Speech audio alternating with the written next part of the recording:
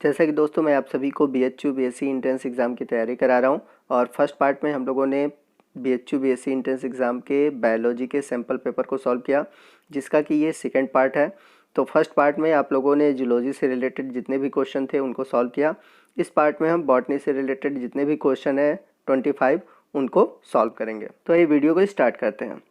तो आइए चलते हैं 25 नंबर के क्वेश्चन की ओर। Hybrid vigour is induced by, तो आपको बताना है कि संकर विगर किसके द्वारा प्रेरित होते हैं। तो राइट ऑप्शन है option C, crossing two plants. तो जब हम दो अलग अलग वैरायटी के प्लांट के बीच क्रॉसिंग कराते हैं तो फॉर्मेशन होता है हाइब्रिड विगर का। चलते हैं 26 नंबर के क्वेश्चन की ओर। लेमिनेरिया एंड फ्यूकस आर, तो आपको बताना है लेमिनेरिया जिसे हम कल्प भी बोलते हैं और फ्यूकस जिसे हम रॉक वीड भी कहते हैं। तो आपको बताना है ये किस प्रकार के एल्गी के उदाहरण हैं। तो राइट ऑप्शन है ऑप्शन बी, ब्राउन एल्गी जिसे हम फियोफाइसी भी कहते हैं। यहाँ पर मैं आपको एक इम्पॉर्टेंट चीज़ बता दूँ, इससे रिलेटेड एक और क्वेश्चन पूछा जाता है खासकर लेमिनेरिया से। जो लेमिनेरिया है, लेमिनेरिया एक ऐसी एल्गी है जिससे कि आयोडीन का फॉर्मेशन होता है। तो इसके अलावा ये भी क्वेश्चन पूछा जाता है, तो मोस्ट इंपॉर्टेंट है, आप इसको नोट कर लीजिए। चलते हैं अगले क्वेश्चन की ओर। क्वेश्चन नंबर 27 है, the symbiotic association of fungi and algae is called. तो कवक और शैवाल के सहजीवी को हम कहते हैं। तो सिंपल सा क्वेश्चन है, राइट ऑप्शन है ऑप्शन ए, लाइकेन। तो हम सभी जानते हैं कि कवक और शैवाल के मिलने से क्या बनता है, लाइकेन बनता है। इससे एक और क्वेश्चन पूछा जाता है, मैं वो भी आपको बता देता हूँ।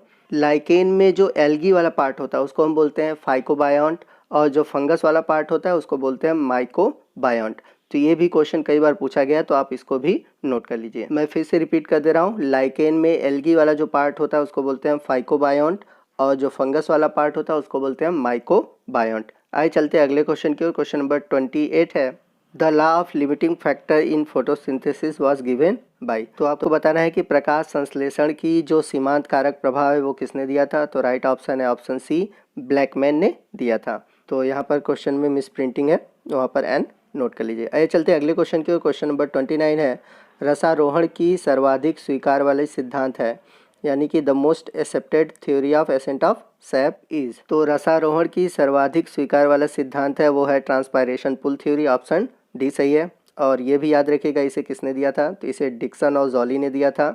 और इसमें ट्रांसपायरेशन के थ्रू बताया गया था कि वाटर ऊपर की ओर प्लांट में चढ़ता है, तो वाटर का प्लांट में ऊपर की ओर जाना ही कहलाता है एसेंट ऑफ सैप। तो ये भी आप याद रखिएगा। आइए चलते हैं अगले क्वेश्चन की ओर।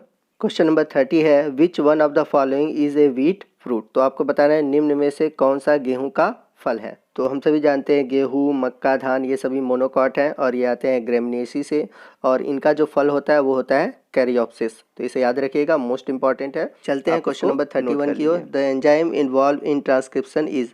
तो आपको बताना है कि ट्रांसक्रिप्शन में कौन सा एंजाइम भाग लेता है। तो आपका राइट ऑप्शन है आरएनए पॉलीमरेज, ऑप्शन फर्स्ट। चलते हैं क्वेश्चन नंबर 32 की ओर। Which of the following statement is true regarding to archegonia of fern. तो आपको बताना है फर्न की स्थितिहानि के बारे में कौन सा कथन सही है। तो यदि हम बात करें फर्न के आर्चिगोनिया की, तो इसके आर्चिगोनिया में एक नेक कैनाल सेल और 2 न्यूक्लियाई होते हैं। तो इसके हिसाब से हमारा जो राइट ऑप्शन बनता है वो है option D, there is 1 neck canal cell with 2 nuclei. आइए चलते हैं अगले क्वेश्चन की ओर। क्वेश्चन नंबर 33 है, the plant which bears clinging roots is. तो आपको बताना है कि चिपकी हुई जड़ें किस पौधों में पाई जाती है। तो राइट ऑप्शन है ऑप्शन बी, ऑर्किड। तो मैं आपको बता देता हूँ, ऑर्किड एक ऐसा एपीफाइट प्लांट है जिनमें कि 2 तरह के रूट होती हैं। एक होता है एरियल रूट होता है और दूसरा होता है आपका नॉर्मल रूट। तो जो एरियल रूट होता है उसमें एक टिश्यू पाई जाती है जिसका नाम है वेलामेन। याद रखिएगा, मोस्ट इंपॉर्टेंट है, ये क्वेश्चन पूछा गया है। वेलामेन टिश्यू पाई जाती है और वेलामेन टिश्यू के थ्रू ही ये क्या करता है, इन्वायरमेंट से वाटर को एब्जॉर्ब करता है। आइए चलते हैं अगले क्वेश्चन की ओर। क्वेश्चन नंबर 34 है, सिंकोनस फ्रूट डेवलप फ्रॉम। तो आपको बताना है सिंकोनस फल किससे विकसित होता है। तो राइट ऑप्शन है ऑप्शन डी, हाइपेनेथोडियम। तो मैं बता दे रहा हूँ आपको कि जो हाइपेनेथोडियम फ्रूट्स है इसमें एक स्पेसिफिक प्रॉपर्टी होती है कि ये एक क्लोज टाइप का फ्लावर होता है जिसमें कि ऊपर की ओर एक छिद्र होता है और ऊपर नर पाए जाते हैं और नीचे मादा पाई जाती है। तो बहुत ही इंपॉर्टेंट है, आप इसको भी देख लीजिएगा। और इस तरह के जो आपके फ्रूट पाए जाते हैं या फ्लावर पाई जाती है जनरली अंजीर में पाया जाता है। चलते हैं क्वेश्चन नंबर 35 की ओर। The site of EMP pathway in cell is, आपको बताना है कि कोशिका में ईएमपी पाथवे का मार्ग क्या है। तो याद रखिएगा, ईएमपी पाथवे को हम ग्लाइकोलाइसिस भी कहते हैं और ये पाया जाता है हमारे सेल के साइटोप्लाज्म में। क्वेश्चन नंबर 36 है, the edible part of mushroom is, तो आपको बताना है कि मशरूम का कौन सा भाग खाया जाता है। तो राइट ऑप्शन है ऑप्शन ए, बेसिडियो कार्प। तो हम लोग जो मशरूम खाते हैं उसका बेसिडियो कार्प वाला पोर्शन खाते हैं। क्वेश्चन नंबर 37 है, the first reaction of photo respiration is, प्रकाशीय श्वसन में प्रथम अभिक्रिया होती है। तो राइट ऑप्शन है ऑप्शन सी, ऑक्सीजनेशन। और इससे रिलेटेड एक क्वेश्चन और पूछा जाता है कि फोटो रिस्पायरेशन किस में होता है। तो याद रखिएगा, पराऑक्सीसोम में। तो ये दोनों क्वेश्चन मोस्ट इंपॉर्टेंट है, आप इनको नोट कर लीजिए। क्वेश्चन नंबर 38 है, which one of the following is the key intermediate compound linking glycolysis to the Krebs cycle. तो आपको बताना है निम्न में से कौन सा प्रमुख मध्यवर्ती यौगिक है जो ग्लाइकोलिसिस को क्रेब्स चक्र से जोड़ता है। तो आपका right option option D, acetyl coenzyme A, क्योंकि ग्लाइकोलिसिस और क्रेब्स साइकिल के बीच बनता है एसिटिल कोएंजाइम ए। चलते हैं क्वेश्चन नंबर 39 की ओर। The shape of chromosome is determined by, तो आपका राइट ऑप्शन है ऑप्शन बी, सेंट्रोमियर। तो सेंट्रोमियर के द्वारा ही क्रोमोसोम का जो स्ट्रक्चर होता है वो निर्भर करता है, क्योंकि सेंट्रोमियर का पोजीशन कहाँ पर है उसी के आधार पर इनको बांटा जाता है।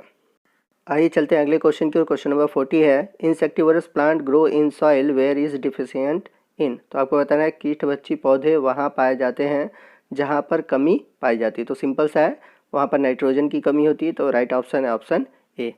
तो जितने भी कीटभक्षी पौधे होते हैं ऐसे स्थान पर पाए जाते हैं जहाँ पर नाइट्रोजन की कमी होती है। क्वेश्चन नंबर 41 है, an example of monocots fibre yielding plant is. तो आपको बताना है कि ऐसा कौन सा मोनोकॉट्स है जिससे कि फाइबर बनते हैं। तो राइट ऑप्शन ऑप्शन ए, कोकस यानी कि नारियल। आइए चलते हैं अगले क्वेश्चन की ओर। क्वेश्चन नंबर 42 है, in Funaria stomata are present on the. तो आपको बताना है कि फ्यूनेरिया में रंध्र उपस्थित होते हैं, यानी कि फ्यूनेरिया के पौधे में जो स्टोमेटा होती है वो कहाँ पाई जाती है। तो right option option C, capsule पर। आइए चलते हैं अगले क्वेश्चन की ओर। क्वेश्चन नंबर 43 है, coir is the commercial product of coconut. तो शायद आप लोग जानते होंगे कि कोकोनट जो होता है वो एक सीड है और इसका जो मीजोकार्प वाला रीजन है वो यूज़ होता है as a commercial production of coir. चलते हैं क्वेश्चन नंबर 44 की ओर। The higher amount of E coli in water is indicator of. बहुत ही अच्छा क्वेश्चन है। तो आपको बताना है पानी में इकोलाई की उच्च मात्रा सूचक है।